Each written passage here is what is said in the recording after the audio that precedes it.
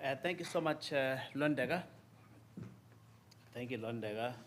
And and I must welcome you all to this press briefing. To my right is Mlungisi, otherwise known as Potloza insizwa ngawisa, Potloza. We are awaiting the arrival of our chief campaign manager, Vusi Mvelase. He was just busy with something downstairs on an urgent basis. We felt it was very important that we convene a press briefing, largely because, the events have moved very fast, and the excitement on the ground about the fresh approach to the politics of KwaZulu-Natal and their leading during these very challenging times is so strong that some kind of an update is required. And everyone will accept, will agree with us that ours is probably an unconventional and a fresh approach, because he is a person, myself, who has been in the ANC all his life, from an age of 14, but spent the last part of the last 20 years pretty much in business, and coming back to stake his claim in the sphere of politics, what in a manner that one may call dramatic. So we felt there was a need to convene this press conference. One of the other drivers for this press conference, many people will have seen an attempt in some quarters to draw the name of Sandile Zungu into the controversies that have got absolutely nothing to do with Sandile Zungu. I can't talk for others. But before we get into the gist of what we want to talk about, we wanted to state categorically and dismiss, with the contempt that such allegations really deserve. We are absolutely sure that those who are sane, those who study the politics of campaigns, will equally dismiss. Now the question is, who is Sandile Zungu, and what impressions have we made in the build-up to the conference which will be starting in the next couple of days? Possible entering the fray. In actual fact, they were encouraging, said, Sandile, what we need is you entering the political space at this time. And they said, you bring a fresh approach. And so the name Fresh came from that, became a feedback from those that were consulting, said, yours is a really fresh approach. You've got experience in business. You know how wealth gets created, not just the wealth for families, but also the wealth of nations. And your political credentials within the ANC are not questionable. We think that you'll be coming in very handy for the ANC at this time. And hence the name was born Fresh. We took a decision in February, which we made known, that we will not campaign because the campaign season had not started in earnest. It was not open. So in the ANC, it's very important to not define yourself.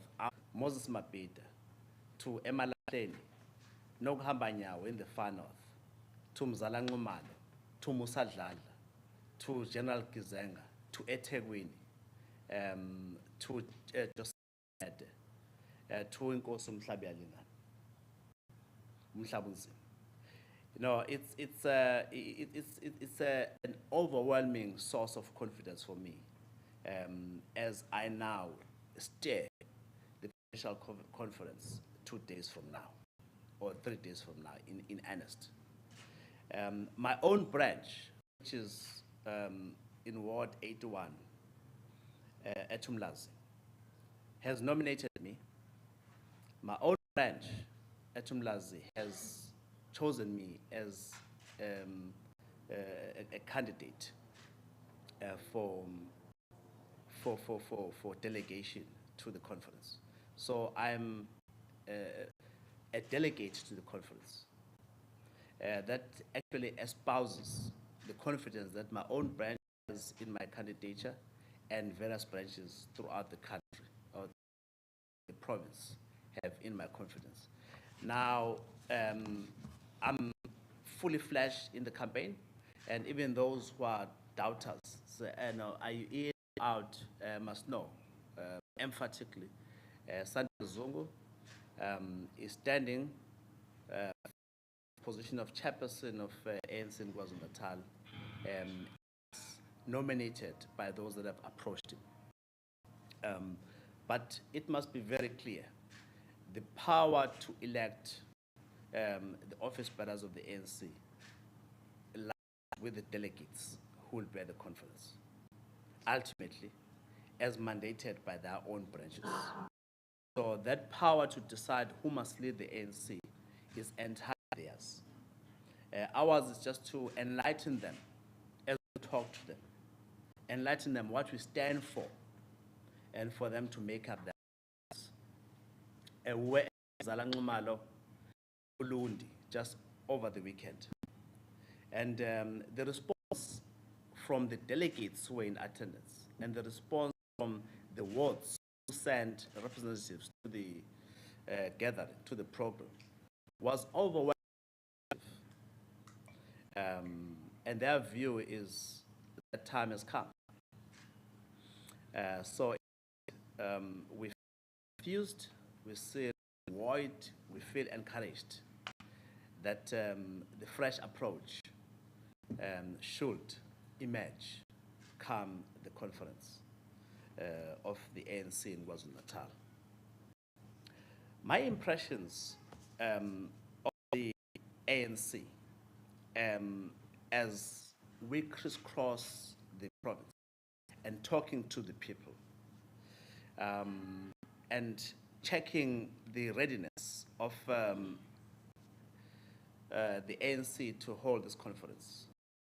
The ANC is alive in KwaZulu-Natal. The ANC, the rank and file of the ANC love their organization. And that concerned, the ANC will retain majority in the province come 2024 on condition to do the right thing. I am genuinely privileged to having been nominated to stand for the position. It's not something that I take for granted, not at all. And the fact that in the province of KwaZulu-Natal, there is so many candidates for pretty much all the positions. I think at the last count I heard that there were that were touted for chairpersonship of the province. At least 4 names that were emerging, running for secretary of the province. And pretty much all the names have got various contenders. What does it really mean? Are clamoring for change. I don't know how else we'll interpret that. When there are candidates, they are clamoring for change. Basically, every person says, look, the things have fallen so low, I can do a better job. Things have gone so bad. What be done? And I'm putting my hand up to can make a difference. That's what it really means. But at the same time, it says we love this organization because everyone is to say, look, Dad, I'm walking away. The quality of the candidates for leadership, most of the delegates, most of the branches, and most of the ordinary members of the ANC in the province, they want to see the ANC unified. If I was given a chance to lead the ANC in the province, I can assure you that would be priority number one, to unify the ANC in the province.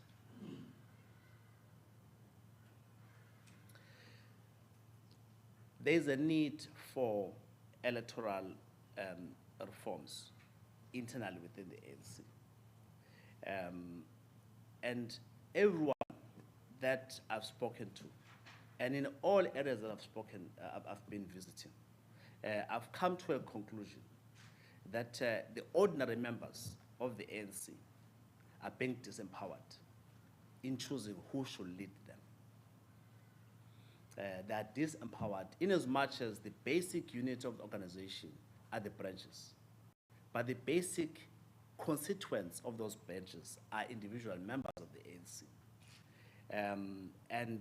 It's very important that this matter be looked at. It's a personal view that I know has been canvassed elsewhere in other provinces, that maybe, to move away from slates, to move away from gatekeeping, to move away from ownership of branches by private individuals, that there may be a need for some kind of a system where it's one member, one vote in some form or another going forward. We believe that that will actually do a lot of good in dealing with this toxic environment of slates, with this toxic capturing of branches by powerful individuals, and with all the of money flowing around. The empowerment of individual members of the ANC within the context of electoral reforms is very, very critical.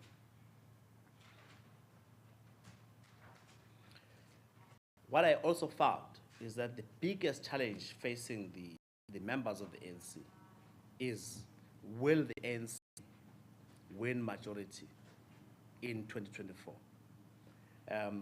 All analysts, either optimistic about the prospects for the ANC or entirely pessimistic about the ANC, will agree on one thing, that the trend points to a massive decline for the ANC in the province. And that if we continue doing the same things the same way that we have done before, that we are destined for the opposition benches come 2024. And for a lot of us who were born in the ANC, who grew up in the ANC, we are deeply worried that the ANC, robbed of state power, and therefore robbed of its capacity to deliver a better life for all Southerners using the state machinery, will be quite dangerous in our attempts, noble attempts to fight poverty, inequality, unemployment, among other ills that bedevil our society. And therefore, us as a fresh approach, and I specifically, being able to stand up, is because I recognize that I probably, as I've seen, possess part of the solutions to the problem. If I'm elected chairperson, I will not be operating on my own, even if I have very strong views about what's done, but I'll be part of a collective of the ANC leaders who must shepherd the ANC province in the positive direction. And my commitment to serving the ANC in the province and its people is unequivocal, is unwavering, irrespective of the outcomes of the conference come this weekend. Welcome, Villas. Now, at a high level, Sandile Zungu comes from Umlazi, brand new town, Umlazi Omushasha. a massive time. I remember, those events vividly. But in 1981, apartheid and its crushing effect on the lives of people became very obvious to me when Griffith Mxenge was brutally murdered in my township. And it so happened that Griffith Mxenge's son was in class with me at Mafumbuga a school. At the time, it was a secondary school. It's now a high school. And for the first time, having never lost a father, having never lost any of my grandparents who were all alive, and having not lost any of my members of my family, to be told, that's what an orphan looks like. It hit me very hard to see one of my fellows being condemned to being an orphan in such a dramatic fashion. And everyone would have been touched. I was touched, and I was sucked into the sphere of political activism, even as a young student at the time. When I moved to University of Cape Town to pursue my engineering degree in 1985, I became a student activist, a member and an office bearer in student structures like AZASO. At the time, we used to call it Azanian Students Organization, which was the predecessor to SANSCO, now SASCO. We were the founders of SASCO at the time, and we're the ones who resolved to migrate from the name AZASO to SASCO. Even the Students' Sports Congress, SATISCO, South African Tertiary Institutions Sports Congress, I was an office bearer, and we founded it, which became a national organization which says there cannot be normal sport in an abnormal society. When the ANC was unbanned in 1990, I became an office bearer, a secretary, as well as a political education officer in a branch called Mapita branch at Umlazi, of which my chairman was George Sithole. May his soul rest in peace.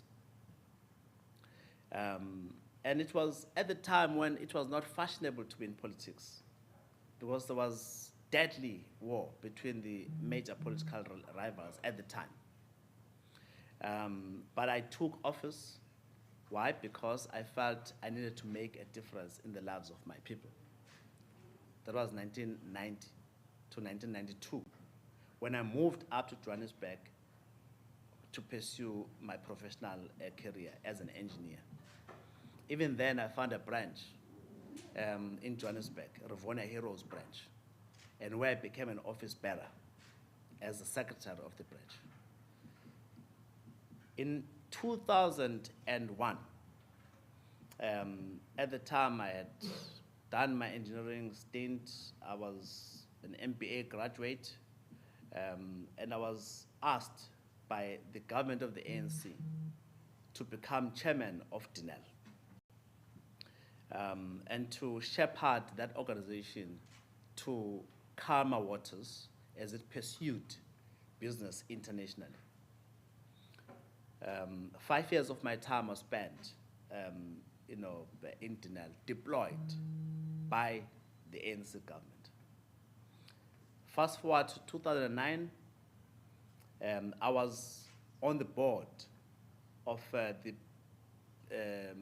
BBEE Advisory Council for 10 years, and helping to shape the transformative laws within the context of a legislation, BEE Act. Somewhere along the way, I was on the board of Brand South Africa. And most recently, many of my business activities, which required my hands-on approach, are here in KwaZulu-Natal, such as leading the resurgence of AmaZulu Football Club, which is a hands-on endeavor. I'm not the coach, I'm the president, call me chairperson, but I direct the affairs. And I'm quite satisfied with the delivery that we've had. And hence, my membership got transferred to Ward 81, where I was born, where I grew up. It's a deja vu. I'm back to where I started. I'm raising this because often than not, you hear people questioning your credentials. What are his credentials? So I don't need much justification. I don't need much validation. I'm very confident about my struggle credentials. What I don't have are the credentials to do the wrong things. I don't have those. If they're looking for those, I'm sorry, they won't find those credentials. But I do have strong political credentials, and I'm confident. And so I believe that I have a right to be here as a member of the ANC in good standing and meeting the requirements in all respect to be here to be available to stand for political office as nominated. Knowing that the decision ultimately does not rest with me, but it's my democratic and my duty, effectively, to be available to stand when I'm nominated. The outcomes are determined elsewhere in the conference. Now, why the fresh approach? We were absolutely devastated. I don't want to lie to you. When the ANC in KwaZulu-Natal went to conference as the largest region or province in NASREC 2017 and emerged with nothing. Why? Because disunited. And number two, they allowed the narrative of a scramble for KwaZulu-Natal to find root. Everyone was scrambling for a piece of KwaZulu-Natal for their own objectives. And KwaZulu-Natal emerged with nothing. There's not a single office bearer from KwaZulu-Natal in national government. We believe that we need justice. KwaZulu-Natal, if the fresh approach has its way, will have at least 2 national office bearers from this province come December 2024. And to the extent possible, we'll support that approach. Why? Because we believe that the growth of the ANC in KwaZulu-Natal has positive implications for the ANC nationally. And when the ANC in KwaZulu-Natal does well, history will tell you that's the time that the ANC even got a 2/3 majority. When the membership of the ANC in KwaZulu-Natal grows, it is time that the ANC reached the 1 million mark in terms of membership, with the ANC in KwaZulu-Natal emerging to become the largest province. So when we are forward-looking, attempting to win the support of the ANC in the province, it's because we are saying we want to restore the glory of KwaZulu-Natal within the community of the ANC. And it is our singular focus to earn the respect for KwaZulu-Natal within the community of the ANC. The need for renewal is of paramount importance. It's an existential issue for the ANC. If it cannot renew, it will die. And our approach is to commit this province to a renewal process that must be driven from the center, being the ANC. E in fresh is about the economy. It's very sad that I woke up to the headlines. Natref refinery owned by Sasol is declaring a force majeure. In other words, it's saying to its clients, we cannot supply it because of conditions beyond our control. They will not be producing and delivering the product. And that comes so soon after the demise of Sapref here in KwaZulu-Natal. It comes after the demise of Engine, triggered by a fire. It's not producing. And the Astron Energy refinery in Cape Town, old Chevron refinery, is also not in production. What kind of country is this? where we don't have crude refining capacity, when the infrastructure is world class, is all over, but we're not producing. Some will say, well, we committed ourselves to a clean fuels environment, and therefore we must upgrade technology. Why did we commit ourselves to a clean fuels environment when we are not ready to embrace it? See, there's nothing wrong with committing yourself to something as nice as clean fuels, because the concept is dirty fuels. But come on, let's not fall foul of narratives that are not aimed at benefiting us. Dirty coal, and therefore abandon coal. Clean fuels, and therefore move away from dirty fuels, which is crude oil refining. And we commit ourselves to technologies that we know very well we've got no capacity to influence. And the end result is this, that the refining capacity in KwaZulu-Natal is devoid of operating capacity. It's not producing. And the impact thereof is downstream industries that rely on the engine and subref operating are also suffering. You know, when you refine crude oil, you get paraffin, you get jet fuel, you get petrol, you get diesel, you get petroleum jelly, which you can convert to branded products like Vaseline. You get LPG gas. You get methylated spirits. You get sulfur, which you can convert to manure, so fertilizer rather. And these products I mentioned are just a tip of the iceberg of what is possible. Now, when you close down these refineries, what you're basically saying are a lot of tankers camping there on the shores, and you say, geez, it's full, it's busy. It's busy because they're coming to drop products where the jobs are elsewhere. And now the question that we ask ourselves as fresh is, what is the leadership of the ANC in the province doing about it? It's been happening under their noses. When people are being on top of employment, which is sky high, you have this, production of industrial capacity in our province. Yet there's from our leadership in the ANC. Transnet moved one of its headquarters from KwaZulu-Natal. I think it's Transnet Ports Authority to the coast of to Ngquga. With that, a lot of good professionals migrated. They were forced to from Durban to Eastern Cape. There's nothing wrong because we are one country. But I believe that if you are in an NEC representing your province, you must talk for your province. You can't just say, oh, seconded, they're moving headquarters from KwaZulu-Natal somewhere else and complain, because it's your people who will be affected. Youth unemployment is going to be raised in your province. And elsewhere they are saying bringing in jobs.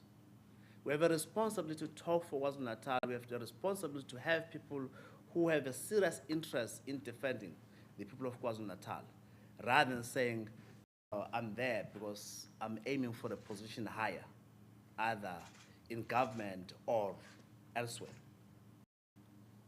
If you look at Moy River, the woes in Moy River, the death of Moy River Textile, you have a massive township on the other side of the N3, which largely derives from the old industry, the textile industry, Moy River Textile. A lot of things would have been tried when that thing fell apart. And it's a powder keg, that community, where if someone wants to take action against foreign truck drivers, they mobilize people there to store drones at passing traffic. And they throttle that N3, which is the main artery to our economy, especially from an import and export point of view. And what is the response of the leadership in KwaZulu-Natal to address that issue? Because when that happens, we suffer as we come home about economy. Rich Mzala Nxumalo, which have got vast tracts of land, Ingonyama Trust, and even those that are owned by private individuals. That region is ripe for processing. That region is ripe for manufacturing. It's got labor, it's got the terrain, it's got proximity to the harbor, Richards Bay, which is not only useful for coal and bulk commodity exports. It's also useful for other products. And why not take full advantage of that? If you look at the coast of KwaZulu-Natal, from closer to south of Mozambique, all the way down to the edge of Eastern Cape, that is beautiful coastline. When you talk about oceans economy, you've got to talk about that coastline. Are we taking full advantage? No, we're not. And whoever was to claim otherwise will be lying through his teeth. We are not taking full advantage of it because we are not leading for leverage on God-given endowment called this beautiful Indian Ocean of KwaZulu-Natal. So our view fresh is that we've got to focus on the economy, and that focus must be driven from the ANC offices. And those who are deployed in government must be accountable to the ANC office. So I account to myself because I'm an office bearer one side, also the one who's supposed to execute the ANC mandate. And when there's need for accountability, I evade justice. Accountability is, or lack thereof, is killing the ANC. There's no accountability. So, and the ramifications for such are massive on the economy. And you see lots of thousands of people sleeping under bridges. And if you ask them, where you come from? No, I graduated at University of KZN. You know, I tried, I'm trapped. Zungu thing is killing me. I want to exit. But to exit him, where's the job? He will go back to under the bridge. We are having a generation that is wasted because we don't have strategies and we've got no responses to ills that befall them. As for social cohesion, there was once a time when the ANC was the view of everything positive about society. The churches looked up to the ANC. The ANC could go to churches and without any sense of shame because they saw the ANC as an extension of churches. Non-racialism in KwaZulu-Natal was taken for granted. Yes, history, but was taken for granted because the ANC is the center of it. All of those things, including the development of the church in KwaZulu-Natal, taken firm root. The ANC is no longer seen as the main driver and the catalyst for social cohesion. Yet social cohesion at this time is needed desperately. Fight tavern killings if the communities don't trust those that lead at municipalities or in wards. If they don't trust organizations that claim to be leaders of society. In order to deal with issue of Wunga and copper theft, and even electricity theft, when you don't have an organization that says, we are the leader of society, please listen to us. And by the way, we have earned your respect. We work very hard to re-earn the confidence and the respect of the people of KwaZulu-Natal.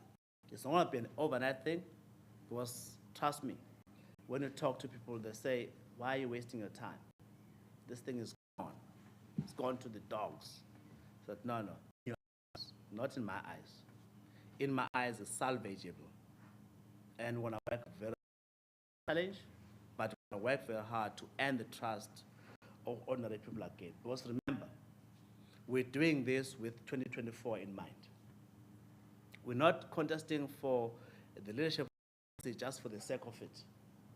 We are worried, deeply worried, that come 2024, unless we change tack, unless we do things differently, ANC will be an opposition to a coalition of organizations who will say, not ANC in this coalition.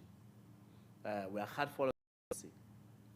We've got to change that, and we're going to change that as the fresh approach. H is about humanity. When you talk to the people of the province, we don't feel the love from the ANC. We don't feel the love. We don't feel the love. There was once a when if Mama Dorothy Nyembe walks into your home because you have had a tragedy at home and dressed in ANC regalia, and you felt, I'm loved. Even when they embrace you, they say, you felt the love. Not just because there was someone hugging you, but you respected the uniform that they were wearing. You respected the organization that they came from. There was a lot of love. That love is lost. And a practical that confirms this loss of love. There were floods in this province a couple of months ago. Not a couple of days ago, not a couple of weeks ago, now a couple of months ago. And we are told that there are tens of people, 40 plus, accounted for, who are still lost, trapped somewhere in Mhoshen. Where is the ANC? Why can't the ANC as a campaigning organization say, comrades, the tragedy didn't happen in a ward, it didn't happen in a region, but please organize a bus from Musa to carry comrades to General Gizeng, Tongat, Stenger, or eThekwini, Wanyuswa, to go and rescue people who are trapped in the mud there. Bring your foreshore, travel, your people. Will mobilize others to come with TLBs and front-end loaders. Let's put on our overalls. Let's put on our t-shirts. These t-shirts must sweat. Go to the trash and rescue people. Even if you rescue one, two, allow those families who have lost their loved ones to put them to rest in dignity. We'll have showed that as an organization, we love our people. You can't just abandon your people behind enemy lines. The enemy in this case being the floods. You can't just abandon. Why? Because they're just statistics. Who are they? What are their names? Who knows? Statistics. So we have to bring the ANC back to the people. We talk about social distance. We talk precisely about that people don't feel the ANC. It's distant from them. They remember them when they bring t-shirts, vote for us, because we brought some nice. It's becoming simply and crudely transactional, the relationship. And you cannot build society when you take for granted the people that you lead. So with the ANC, fresh, we feel very strongly that we've got to endear the ANC among the people that it leads. We feel very strongly that we can do it, and we're giving ourselves a chance to appeal to the delegates who will be at the conference to do the right thing so that the ANC can be put back on the platform where it belongs. Those are my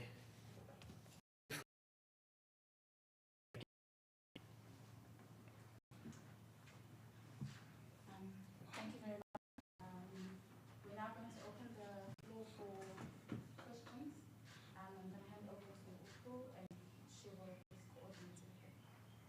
Sanibonani, Phindile from Izinga Creatives. We're gonna take questions and then afterwards allow for interviews as per request. So you introduce yourself and you'll say which media house you're from, and then you give us your question. Let's keep it as short as possible, so that we allow for everyone to get a chance to inform it as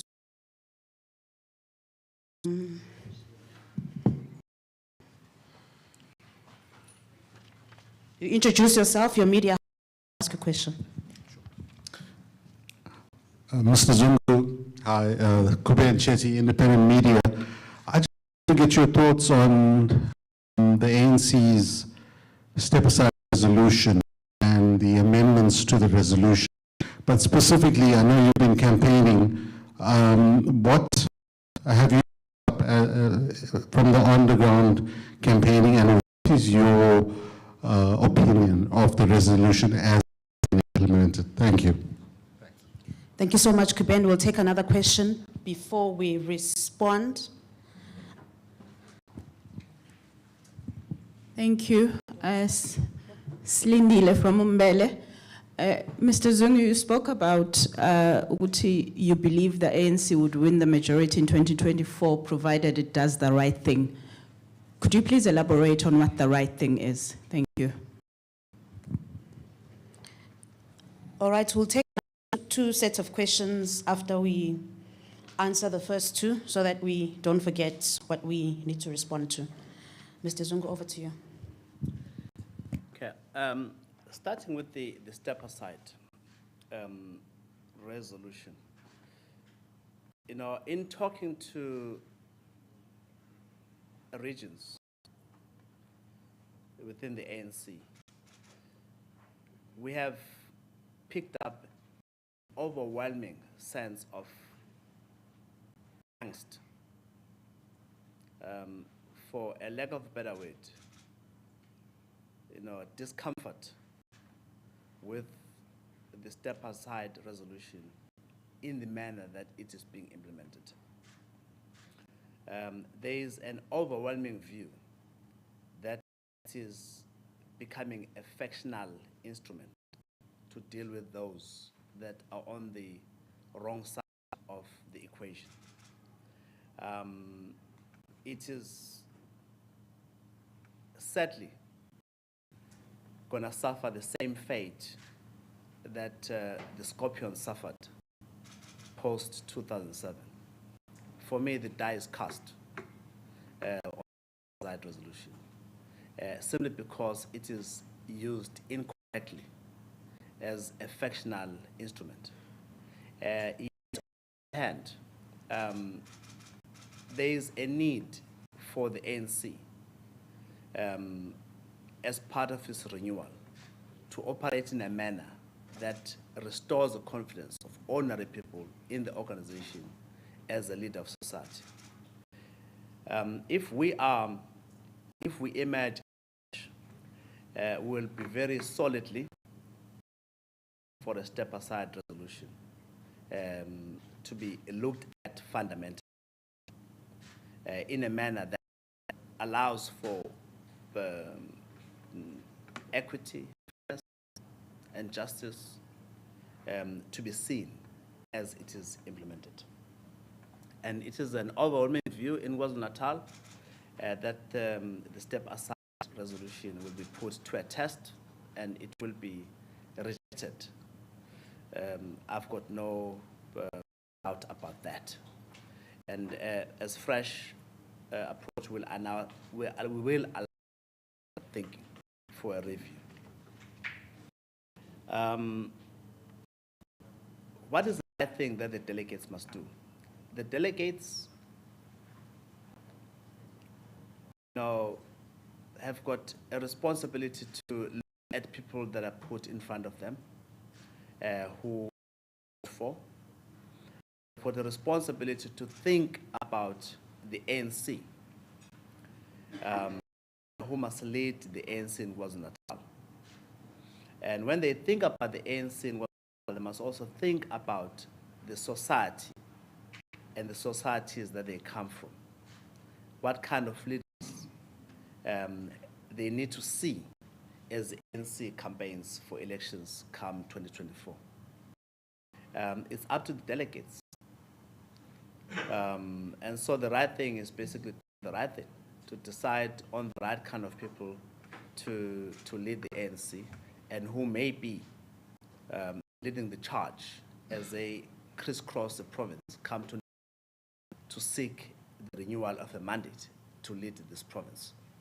Our belief as Fresh is that we are in the task and we are very enthusiastic about it, and we're anxious to fulfill the responsibility to lead the ANC in KwaZulu-Natal come 2024. So that's the right thing. Thank you so much. Do we have more questions? Was your hand up first or Media House? Okay, thanks. Ketsa Sangwan from Isolezwe. Thanks for the opportunity. Mr. Zungu, we cannot shy away from the fact that in the ANC there are factions and slates, especially now that the provincial congress is looming. Now, do you belong to any faction or slate? You were seen with the different leaders of the ANC. I don't know if you're consulting or you belong to their slates. There are questions about that. And what will happen in the event that you lose? Or in the event that you win, what will happen to your businesses? Thank you. Second question. Introduce yourself and your Media House. Igama uBhekindlovana from Ilanga. Ngicabanga ukuthi i-question yami icishe ifana neka Good Westfalezwe. Siyazi ukuthi conference kuye kube nama slate okuye ku ngizothi asatshalaliswe enkundleni zokuxhumana kushintshwane ngawo. Khona ke engicabanga ngele esinobuso bakho Mr. Zungu. Ngifisa nje ukuzwa ukuthi ungathini mhlambe kuleso slate khona enongaphawula mhlambe kuleso slate o associations ilokho. Thanks. We're going to allow for Mr. Zungu to respond and then take the last two to say.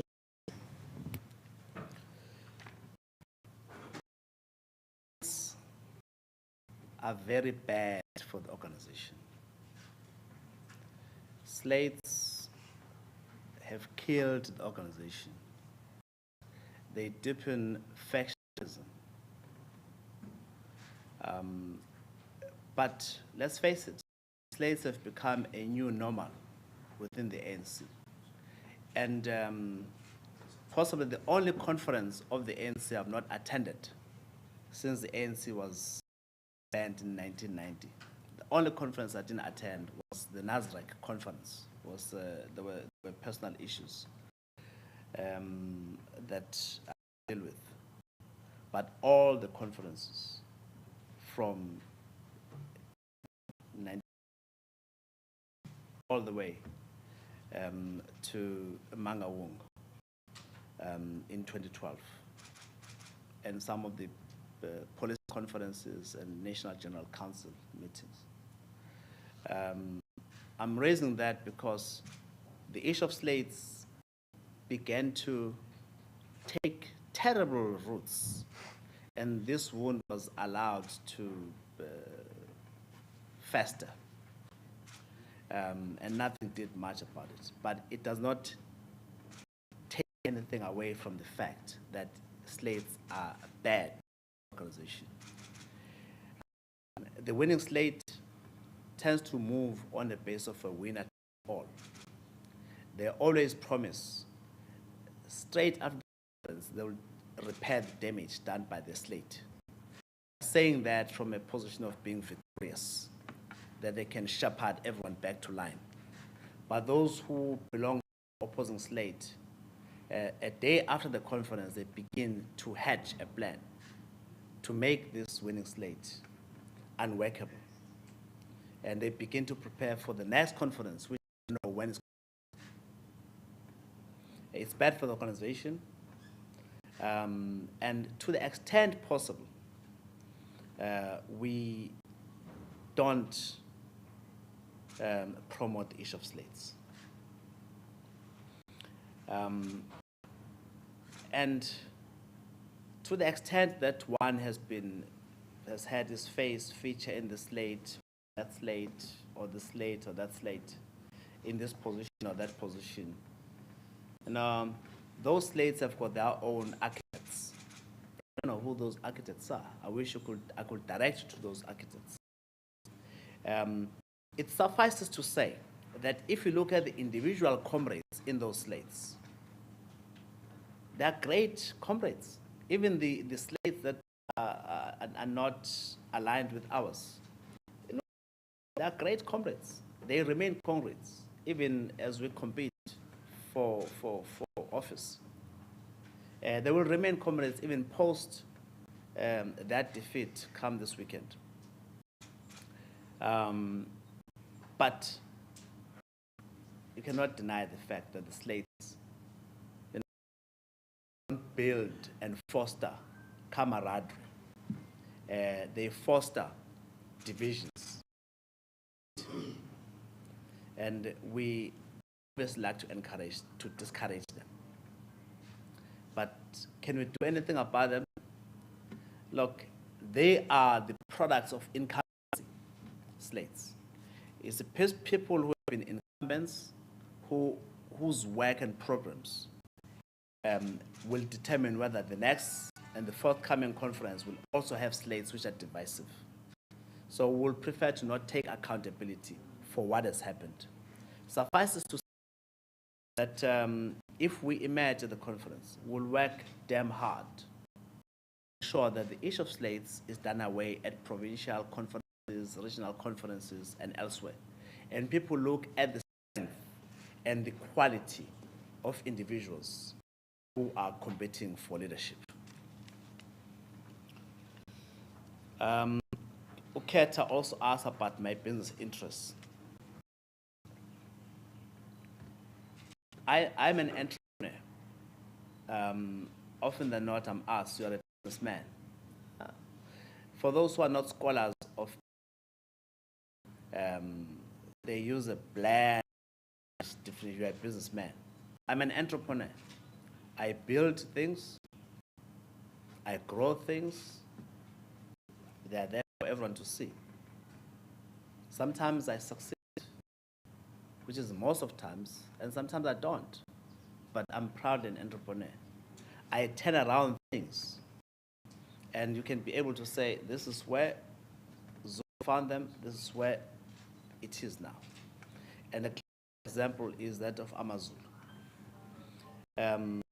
Those who live in the province, they consider Amazulu to be either their first home or the second. Nothing more than that. Even if they support another team, but they have a very soft spot for Amazulu.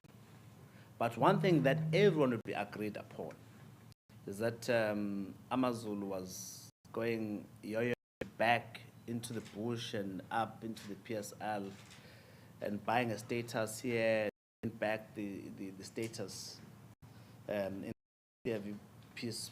So you feel a bit of pity for Amazulu. Zungu into the ownership, that changed. In the first season, we came number 2. And very effectively in the continent, even when people thought we were points. We've built our team. We're going to compete for the league this season. We're going to compete for a cup or 2 this season, a courtesy of our actions. Because we've recognized there's a crisis. If there's a crisis, do something about it. Don't pray about it only. Roll up your sleeves, make yourself dirty. Don't tell us about theory, what happens when organizations go wrong.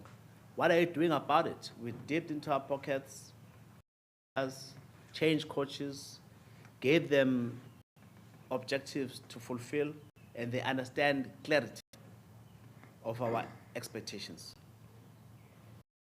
So you ask me what will happen to Amazulu. Amazulu will run. It's got directors, it's got management, it will run. My support for Amazulu, I can't disguise it, even if I try. I'm Amazulu through and through. But from a governance point of view, it's going to be quite important that I'm seen Amazulu at the expense of other teams. And I can assure everyone that if I'm elected chairperson of the ANC in KwaZulu-Natal, I will draw a line between Zulu and the line of the government of KwaZulu-Natal, or in eThekwini for that matter. This is very important, for example, and understand the implications. That you are not elected to office so that you can use things to your favor. But it's not going to happen. It's not going to happen. For other businesses, they're going very well. Management, they've got their leadership team, and it's not me who is the shareholder in those businesses. It's my family, and we'll find a way to deal with any contradictions in a manner that is beyond reproach and can be subjected to scrutiny. So I understand exactly what the implications are for my choosing at this time to explore entering the political fray.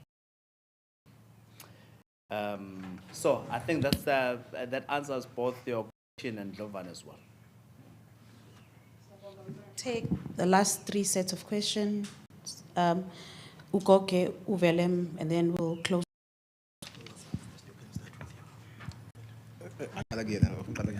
Okay. Okay, sharp. Give a pass. Okay. Angibonga kakhulu uphungula lwa News.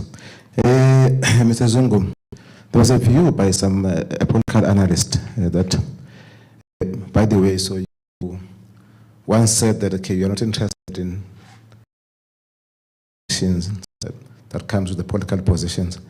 The analyst said so they feel that if you can enter into a deal with either Nomsa Dube or someone else, then maybe one of you it becomes a while one runs the inside, then that view. So I want to hear from your side on that proposed arrangement. And two, you spoke about political reforms in the ANC. Maybe if you can just name one or two reforms, so you want to see it being changed.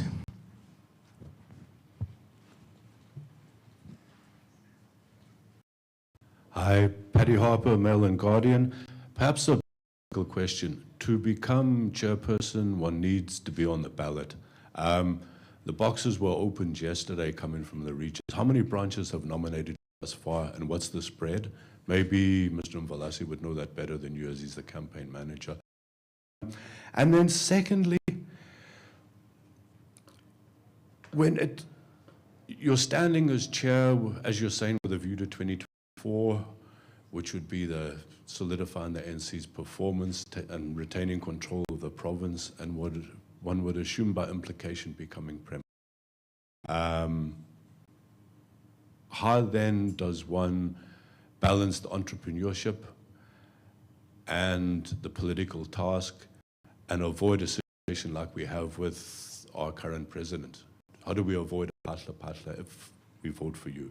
If the ANC votes for you, how does that process be properly managed? One understands you've given a broad outline, but realistically, how does that happen? How can you maintain significant business interests and at the same time play a role in government? Because surely that's part of what the problem that we have at the moment, facing both the party and the nation.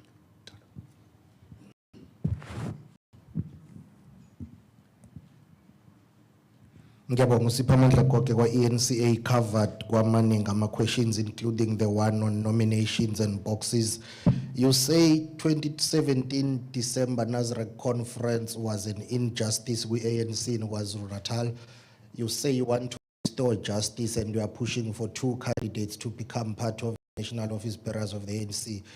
who are those candidates and what positions are those 2 positions that you will push for if you do win?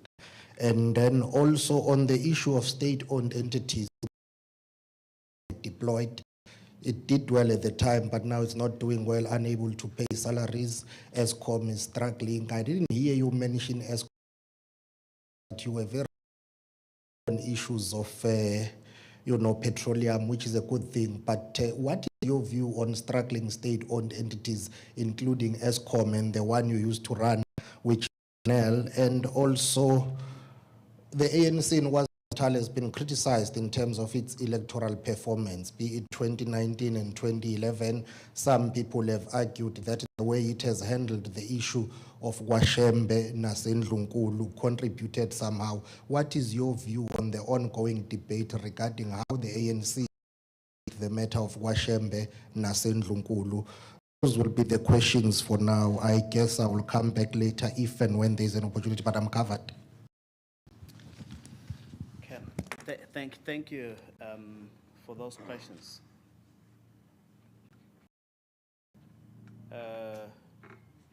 Bapungula, we recognize that the people who decide on who becomes premier are not provinces themselves. They submit names to the National Executive Committee, and the National Executive Committee then decides who among those names it prefers to lead the province.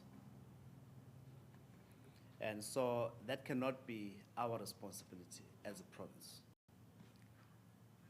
What is my stated wish?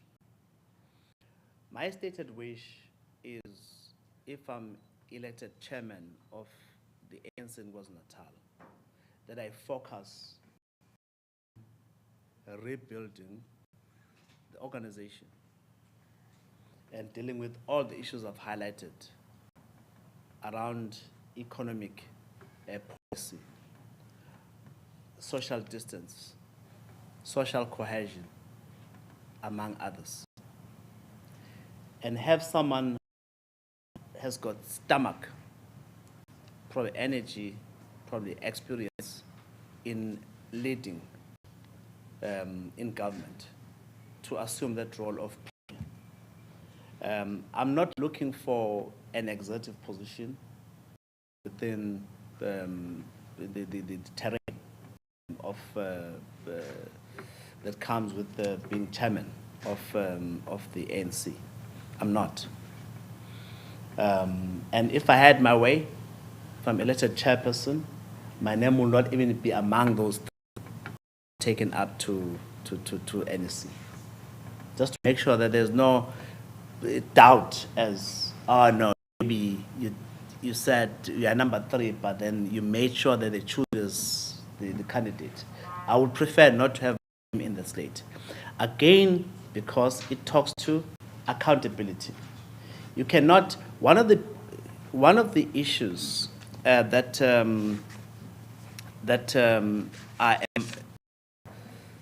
an outcome of Polokwane conference was this thing of 2 centers of power.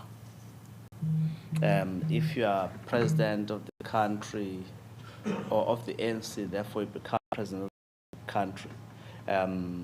If you are chairman of the ANC in the province, therefore expected to be a premier candidate. Notwithstanding that ultimately the NEC decides, but there's so much weight and pressure put on the NEC to confirm the chairman as a premier because they won't allow centers of power. But I prefer the latter, where you are elected chairperson of the ANC, help to build these structures of the ANC, and crisscross the province and ensuring there's accountability by municipal managers or mayors in particular to the organization, and ensuring that culture of accountability finds deep roots. Because people don't account because they expect account to themselves. They're leading the charge around matters of accountability. So I'm quite clear that given a chance, someone else will play the role of premier. Again, that's not my decision. It's the decision of the ANC ultimately. Now, there are many areas that need reform within the ANC. One of them, like I said, is the issue of empowering the individual members of the ANC to have almost like a direct say on who will lead them, and allowing them to have the opportunity to interrogate those who want to lead them as they visit them, to outline what their visions are for regions, for provinces, even for national. Again, because the by powerful individuals has taken divisive, and it's destroying the fiber and the fabric of the ANC who once knew the ANC. There are many other areas of reform. That's why the ANC has got a policy conference, which takes place over a number of days. Paddy, we are a campaign team that is trying to pay attention to detail. We know the threshold to have your name in the ballot. We are confident we have met the threshold. We know the threshold that you need to have your name rise from the floor. And therefore, we're aware of, having people in the ballot means nothing. Because if people on the floor are determined, they can decide to move one way or the other. But we've done those numbers, and we're quite confident that we are in shape vis-a-vis the forthcoming conference. I think the issue of business, I'm one person who runs his business ethically. When I was chairman of Dinel for 5 years, I never did R1 worth of business with Dinel.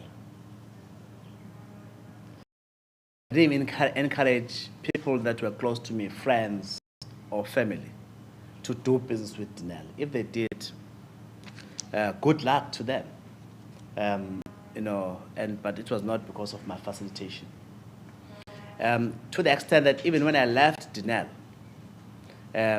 my cooling off period was in perpetuity. I can tell you now, I've never done business with ever since I left Dinel. So, why? Because I was appointed to help the country, to shape its organization, to put it on the right footing. And during my time, it was the heydays of Dinel.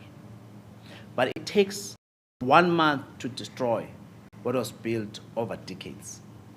What we are seeing at Dinel today and other state organizations is a far cry from what I got accustomed to during my time as chairman of Dinel.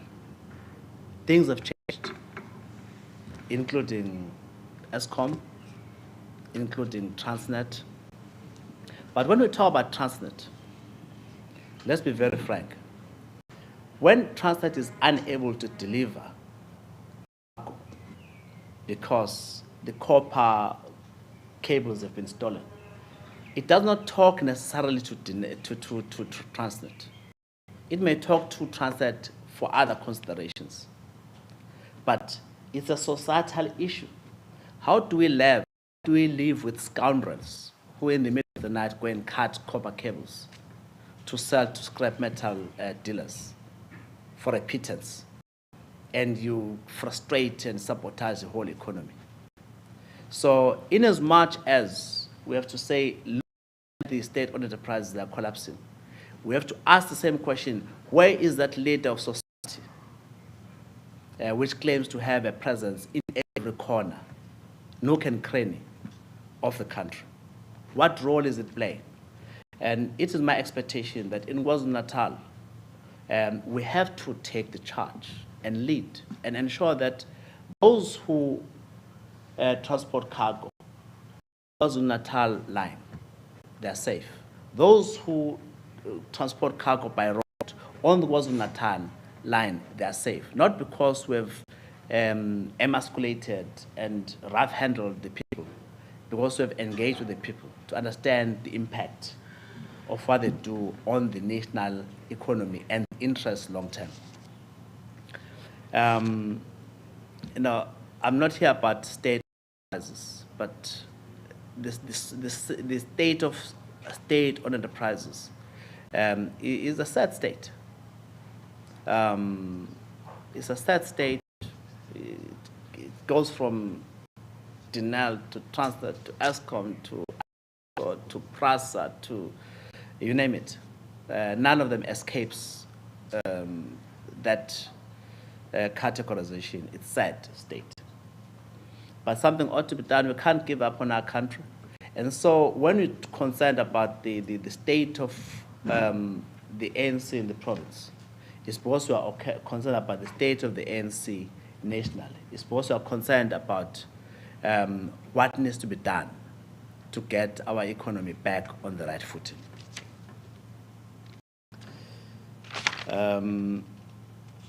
On the positions that we need to push for, we have not resolved. We have not resolved. Very honestly, we hear someone wants this position. Someone is talking to this region so that it carries that vote come the December conference. For KwaZulu-Natal as a voting fodder is quite deep. And KwaZulu-Natal needs to establish what it doesn't want. And you can do so if you've got people who are single-minded and are focused on what we want for KZN and who are open to being persuaded. This is what we're putting to the table. And that for horse trading has not even started. We're still going to our own conference to decide who will be in charge of those horse trading activities anyway. The relationship between the ANC and the royalty in KwaZulu-Natal, I will describe it as at an all-time low. And remember, this is an organization which among us was founded by the royalty. When the ANC was founded in 1912,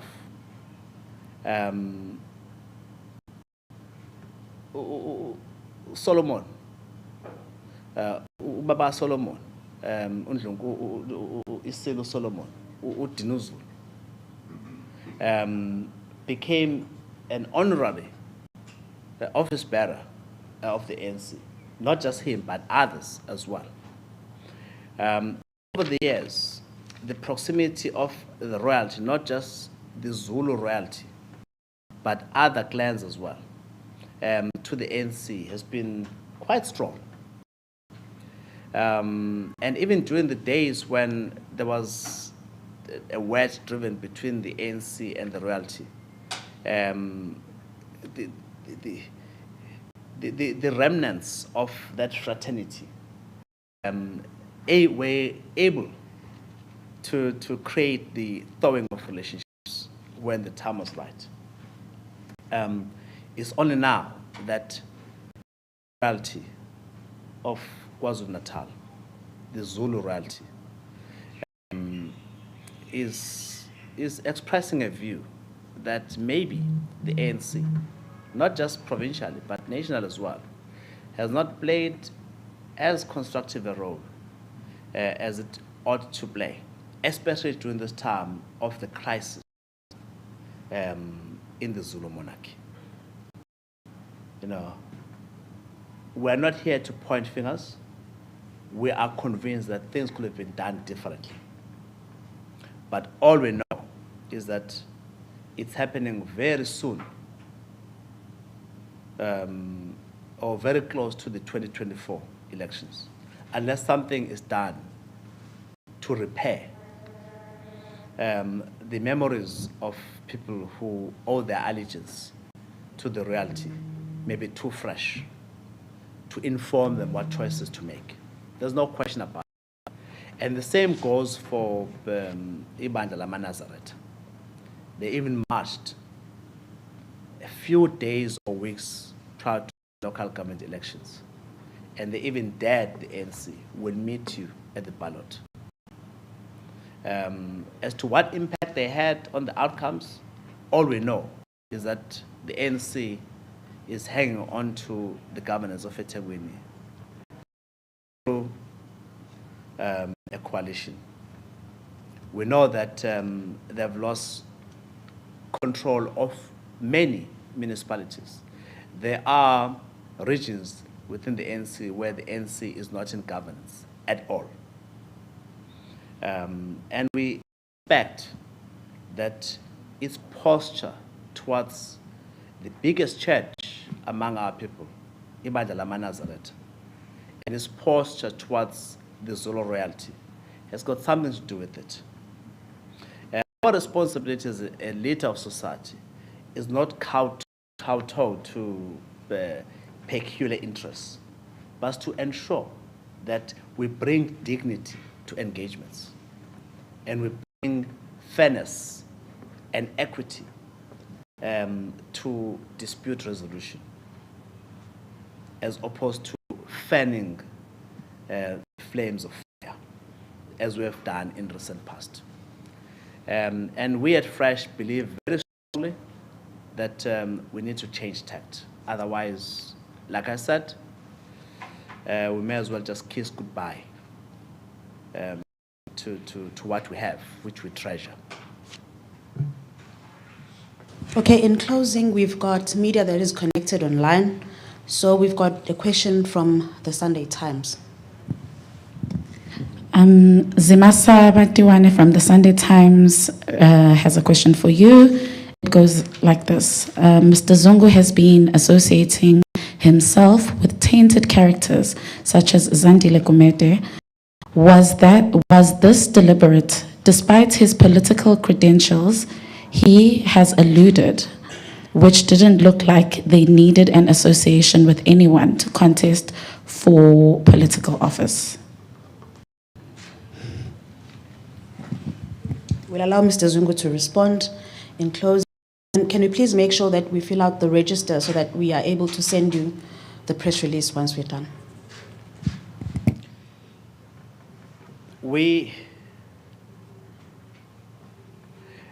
Our view is, as we march towards the conference, that we'll come across all sorts of interests that will strengthen our cause, and will come across all sorts of interests that need to be taken care of as we build a coalition towards the ownership of victory in the province.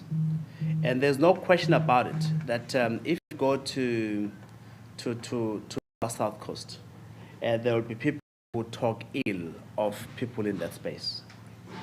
If you go to Emalahleni, you'll find people who talk ill of people who are prominent characters in that space. Just as much as you'll find people who talk ill of people in eThekwini. Why? Because eThekwini is often than not in the spotlight. Everything that happens at eThekwini becomes like headline news. And it is therefore no wonder that when the name Zandile is mentioned, there are many adjectives such as the Times is using, which I'll not repeat. And that's their opinion. And all we know is that, she's going through a legal process whose outcome at the stage cannot be predicted by ourselves. To the extent that she is chairman of the ANC in eThekwini, it talks volumes about the proximity of her followers or of the branches or of the delegates or members of the ANC in eThekwini. Talks volumes. And it's not for us to interpret that. I know Comrade Zandile at a personal level, as much as I know a whole lot of other characters who have been to trial and back, found guilty, not guilty. What I found with her is that she oozes a lot of personal warmth. And that's what makes her very appealing to a lot of people who call her Mama Zandile. That title is not used to everyone. Generally, people are called comrade, but once you're called Mama, it's because when people are close to you, they feel the warmth. And it's something of a revelation that people like Sunday Times need to understand when they go to the ground. That the impressions of ordinary members of the ANC is different to what they write.